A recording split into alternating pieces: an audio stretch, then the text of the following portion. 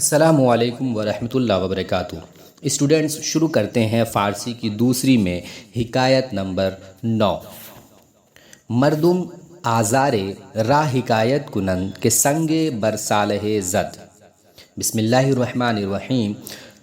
لوگ ایک ظالم کی حکایت بیان کرتے ہیں۔ یہاں ایک حکایت ایک ظالم کے بارے میں ہے۔ مردم آزار راہ حکایت کنند کے بر سنگ بر صالح زد۔ لوگ ایک ظالم کی حکایت بیان کرتے ہیں کہ ایک پتھر ایک نیک آدمی کے سر پر مارا۔ درویش را مجال انتقام نبود۔ فقیر کو بدلہ لینے کی طاقت نہیں تھی۔ سنگ را با خود ہمی داشت۔ پتھر کو محفوظ رکھا تھا، اس نے بدلہ نہیں لیا، بدلہ لینے کی طاقت اس کے پاس نہیں تھی، تو اس نے پتھر کو اپنے پاس محفوظ رکھا تھا۔ تا وقتی کے ملک را براں لشکری خشم آمد، یہاں تک کہ ایک وقت بادشاہ کو اس لشکری پر غصہ آیا۔ وہ در چاہ کرد اور اس کو کنویں میں قید کر دیا۔ درویش بیامد، فقیر اندر آیا، وہ سنگ بر سرش کوفت، اور پتھر اس کے سر پر مارا۔ یعنی موقع کی تلاش میں تھا، جس وقت اس کے پاس طاقت نہیں تھی، بدلہ لینے کی طاقت نہیں تھی، تو اس نے پتھر کو محفوظ رکھا، اور جب دیکھا کہ بادشاہ نے لشکری کو غصے میں کنویں کے اندر قید کر دیا ہے، تو فقیر نے موقع کو غنیمت سمجھا اور اس کنویں کے پاس جا کر اس کے سر پر ایک پتھر دے مارا۔ اس نے کہا، تو کیستی؟ گفتہ، تو کیستی؟ اس نے کہا، تو کون ہے؟ و این سنگ بر من چرا زدی، اور یہ پتھر مجھ پر تو نے کیوں مارا ہے؟ گفت، اس نے کہا، من فلانم، میں فلاں ہوں، و این سنگ ہما است کہ در فلاں تاریخ بر سر من زدی، اور یہ وہی پتھر ہے جو فلاں تاریخ میں تو نے میرے سر پر مارا تھا۔ اس کو یاد دلا رہا ہے کہ جب تو طاقتور تھا تو تو نے اپنے طاقت کا غلط استعمال کیا، اور مجھ غریب کو، مجھ فقیر کو تو نے پتھر مارا تھا، تو فلاں تاریخ کو اسی پتھر کے ذریعے سے تو نے میرے سر پر پتھر دے مارا تھا۔ آج مجھے موقع ملا ہے تو میں بھی تجھے یاد دلا رہا ہوں۔ گفت،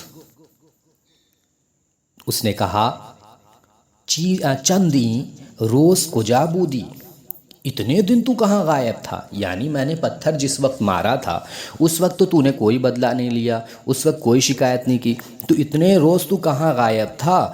گفت، اس نے کہا، اس جاہت اندیشہ می کردم، کہا میں تیرے مرتبے سے ڈرتا تھا کہ تو مرتبے پہ کہیں تو مجھے موت کی سزا نہ دے دے میری چھوٹی سی غلطی پر، تو میں تیرے مرتبے سے ڈرتا تھا۔ اکنوں کے در چاہت دیدم، اور جب میں نے تمہیں کنویں میں دیکھا، فرصت را غنیمت شمردم، میں نے غنیمت کو شمار کیا، دیکھا فرصت کو میں نے غنیمت شمار کیا، کہ زیرکاں گفتہ اند، کہ عقلمندوں نے کہا ہے۔ کیا کہا ہے عقلمندوں نے؟ مثنوی سنیں۔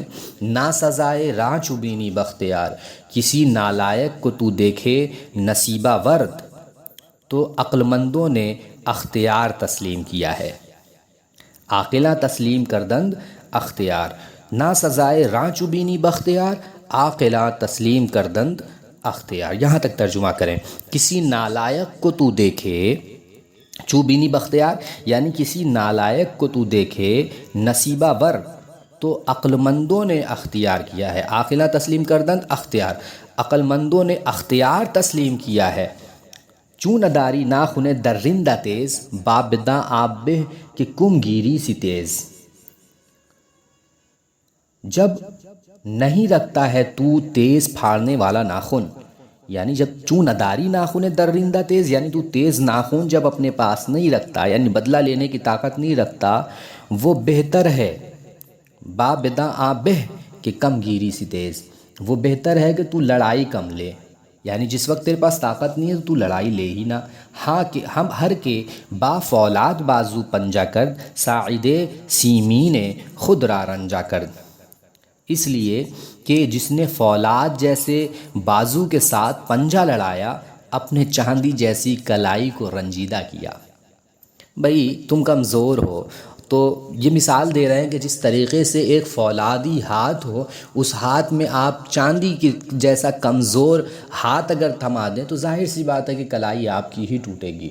تو یہاں ایک اشارہ کر رہے ہیں اور وہ بتا رہا ہے فقیر کہ عقل مندوں نے یہ کہا ہے کہ جس وقت تو نصیبہ ور دیکھے تو عقل مند اس وقت ہے کہ تو تسلیم کر لے کہ میں جو ہے ابھی کمزور ہوں۔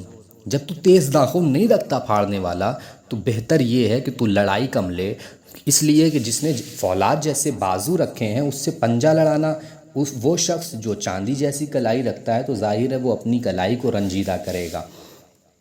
باش ٹھہر تا دستش بیند روزگار، پس بکام دوستہ مغزش برآر۔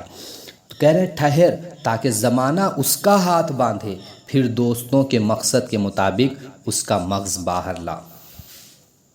تو یہاں ایک نصیحت کر رہے ہیں کہ جب انسان کو کوئی عہدہ مل جائے تو اس عہدے کا غلط استعمال نہ کرے، پہلی چیز۔ اور دوسری چیز یہ ہے کہ تنبیہ کرنے کے لیے، دوسروں کو راستے پر لانے کے لیے بھی یہ بہتر ہے کہ اگر آپ کمزور ہیں تو وقت کا انتظار کریں، وقت خود اس کو ایسی مارے گا کہ اس کے بعد جو ہے وہ اپنے اعمال پر، اپنی غلطیوں پر نادم ہوگا اور اپنی غلطیوں کو تسلیم کرے گا۔ تو اس درویش نے ایک بہت بڑا سبق دے دیا کہ جس وقت تجھے عہدہ دیا گیا تھا اس وقت تجھے چاہیے تھا کہ تو کمزوروں پر رحم کرتا، لیکن تو نے ایسا نہیں کیا، تو نے کمزوروں پر پتھر مارا۔ اور میں نے لڑائی نہیں مولی، کیونکہ عقل مندوں نے کہا ہے کہ جب تو کمزور ہو تو پھر طاقتور بازو سے ہاتھ نہ لڑا، موقع کا انتظار کر۔ تو میں نے موقع کا انتظار کیا۔ تو یہ رہی حکایت نمبر 9۔ اگلے درس میں آپ پڑھیں گے حکایت نمبر 10۔ تب تک کے لیے شکراً جزیلا۔